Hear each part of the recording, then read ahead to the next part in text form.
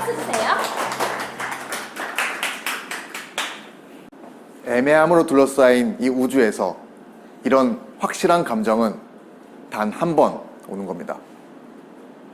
여러 번 다시 산다고 해도 이런 감정은 다시는 오지 않을 겁니다.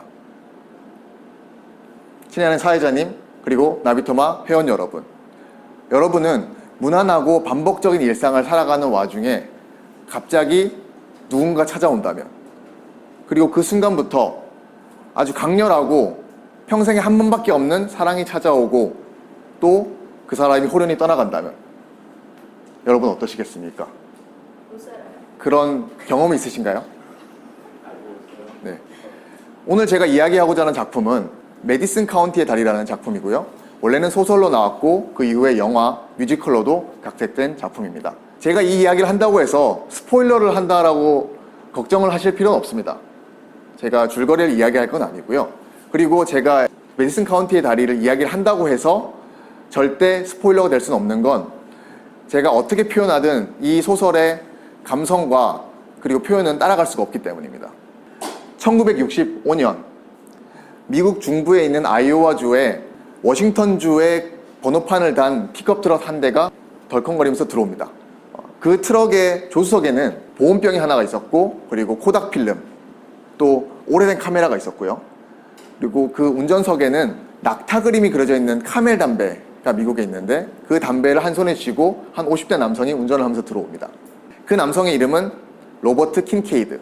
내셔널 지오그래픽지의 사진작가이면서 여행을 하면서 그 사진을 잡지사로 보내는 그런 직업을 가지고 있죠. 그 남성이 이 메디슨 카운티라는 아이오와주의 작은 마을로 들어오게 된 계기는, 그 마을엔 지붕이 덮여져 있는 아주 독특한 모양의 다리가 있기 때문입니다. 그 다리를 촬영하러 왔고요. 찾기 위해서 돌아다니다가 길을 찾지 못하자 어느 한 집으로 가서 길을 묻기 위해 갔는데, 그 집 앞에서 문을 내리는 순간 현관에 서 있는 한 여인을 보게 됩니다. 한편 그 메디슨 카운티의 같은 마을에서 농부로 있는 리처드 존스는 자신의 17살 아들 마이클과 16살 딸 캐롤린과 함께 일리노이주에 있는 숫송아지 소품평회에 참석을 하기 위해서 부랴부랴 준비를 합니다. 그래서 자신의 픽업 트럭 뒤에 카트를 만들고 그 카트에 송아지를 싣고 준비를 다 마친 다음에 자신의 아내에게 인사를 합니다. 오늘이 월요일이니까 어디 보자, 한 목요일쯤 오게 될 거야. 그동안 혼자서 잘 지내고 있어 라고 이야기를 하고 유유히 떠나가죠. 리처드의 아내는 혼자서 집에 남아서 이제 혼자만의 시간을 가지게 됩니다. 그 여인의 이름은 프란체스카. 이름이 좀 독특한 이유는 그 여인은 이탈리아 나폴리 출신이기 때문이고요. 오랜만에 혼자만의 시간을 가지게 된 프란체스카는 아이스티를 하나를 만들어서 현관으로 나오게 되죠. 그래서 현관에서 물끄러미 보는데 어느 못 보던 남성이 갑자기 자신에게 오면서 말을 겁니다. 실례합니다. 제가 이 근처에 독특한 다리가 있다고 해서 찾아왔는데 길을 찾지 못해서요. 길을 좀 알려주시겠어요? 그렇게 그 두 사람의 감각적이고 짧지만 영원한 사랑의 순간이 시작이 되게 됩니다. 이 작품은 원래 원작 소설은 93년에 나왔습니다. 하지만 이 작품이 유명해지게 된 건 95년에 같은 이름의 영화가 나오면서 유명해졌고요. 이 영화의 감독인 클린트 이스트우드는 자신이 직접 킨케이드 역할까지 맡았고, 프란체스카 역을 맡을 여배우를 섭외하는 와중에 본인이 가장 원했던 배우 메릴 스트립을 여배우로 선정을 합니다. 메릴 스트립에 더 중점을 두고 영화를 제작을 함으로써 영화에서 그 메릴 스트립의 섬세한 연기가 오히려 그 킨케이드까지 돋보이게 만드는 그런 훌륭한 영화를 만들게 되죠. 그 영화에서 명장면으로 꼽히는 것은 마지막에 두 사람이 이별을 하게 될 수밖에 없는 순간에 프란체스카가 조수석에 앉아서 멀리서 킨케이드를 바라보면서 손잡이를 잡고 계속 내릴까 말까 망설이는 와중에 좌회전을 하면 사라지는 킨케이드의 픽업 트럭을 바라보면서 끝내 내리지 못하고 오열하는 장면이 가장 이 영화의 백미로 꼽히고 있습니다. 이 영화가 나오기 2년 전에 원래 원작 소설이 나왔고요.